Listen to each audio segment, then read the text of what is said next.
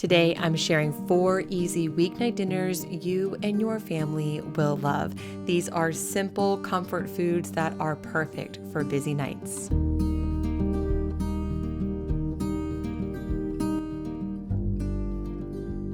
On the menu today, we have 2 one-pot meals, a sheet pan meal, and a slow cooker meal. So these are really dinners that you can make quickly and with very few dishes to clean up. But to get things started, I am first making a one-pot Japanese chicken curry.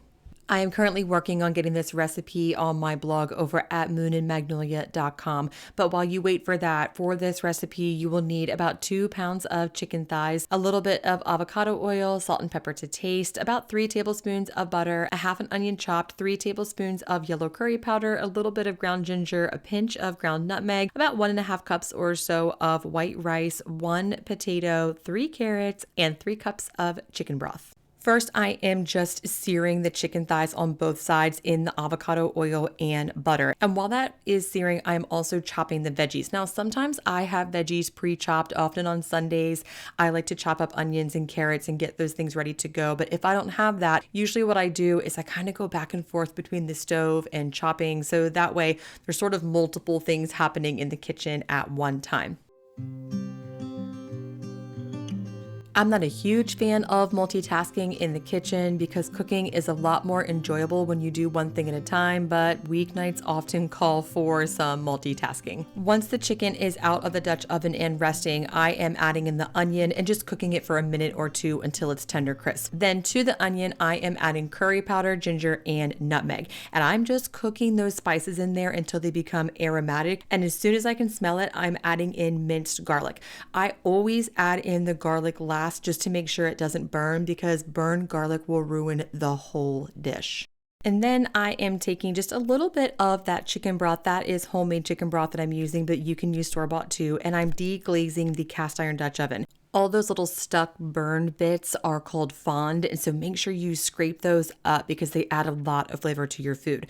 So once the cast iron is deglazed, I am now just adding in the rest of the chicken broth, the rice, and then I am putting the vegetables in, which is simply just carrots and potatoes, and then putting the chicken back in and bringing the whole pot to a boil. Once it boils, I'm then putting a lid on it and transferring it to the oven at 375 degrees Fahrenheit for about 25 minutes or so. So for a busy weeknight, this is nice because it takes about 45 minutes to make, but only 15 to 20 minutes of that is actual hands-on time. The rest of it is just in the oven, and you only have one Dutch oven to clean up. Now, just to make myself feel fancy, I serve this with some chopped green onions, which adds flavor. Oh, and some sesame seeds. If you want to feel fancy, just add sesame seeds to anything and it looks really fancy. And it was so good and so easy for a weeknight. Next up is one of my all-time favorite slow cooker meals, slow cooker lasagna. So here I am taking cottage cheese instead of ricotta, and this is actually homemade cottage cheese. I just shared how to make homemade cottage cheese on my Sunday reset video last week, so I will leave that in the description box below. But I am mixing together homemade cottage cheese, a little bit of Parmesan cheese, and a whole lot of shredded mozzarella cheese. Now you could totally get store-bought shredded mozzarella cheese. I prefer to shred it myself because it melts a little bit better, but any of that will work. And then I am just dicing up a half of an onion. One of the things I like to do lately is just use a half an onion in my recipes. It saves just a little bit of money, and I found that a whole onion doesn't really add much more flavor than a half of an onion, so it's just a little bit easier and cheaper. And now I am making just a really simple sauce. You could make any pasta sauce that you prefer. So I am just browning some ground beef, and then I'm adding in that diced half of an onion. And then I'm adding in a large can of tomato sauce. I will say I wish I would have used a large can and a regular, I think it's like a 14-ounce can of tomato sauce. I was just a little bit short, so I would use a little more if I were you. And then I also usually add tomato paste to this, but I don't have any, so I'm adding in a little bit of freeze-dried tomato skins. You probably saw me do this earlier in the summer when I was freeze-drying and preserving tomatoes. And then you just season it however you want it. A little bit of garlic powder to keep it easy, some Italian seasoning. Don't overthink it. Just make a simple tomato sauce. And then it is time to build your lasagna. You only have to mix the cheese and make the sauce to do this. So to layer the lasagna, I'm adding just a little bit of sauce at the bottom of a casserole dish. You could use your regular slow cooker dish for this. I have a different type of slow cooker that you'll see in a minute. And then a double layer of uncooked lasagna noodles. Just get the plain old regular lasagna noodles and put them in there dry. And then add the cheese and then start all over again. Sauce, noodles, cheese. Layer your lasagna until you are out of ingredients and ending with a nice thick layer of cheese and sauce. And then this goes right into your slow cooker. Now I use a Bruden Taylor proofer and slow cooker. So I use a casserole dish and put the lid right on top of the casserole dish and then the slow cooker lid over that. But you can just put the lid right on your slow cooker and call it a day.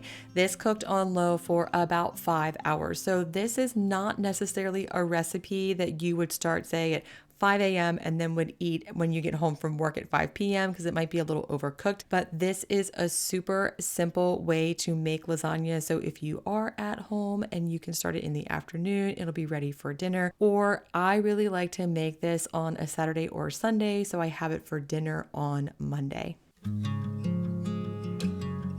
Let's talk about weeknight sheet pan meals. These things are a lifesaver if you are in a pinch. Now, just as a little digression, I want to tell you a story.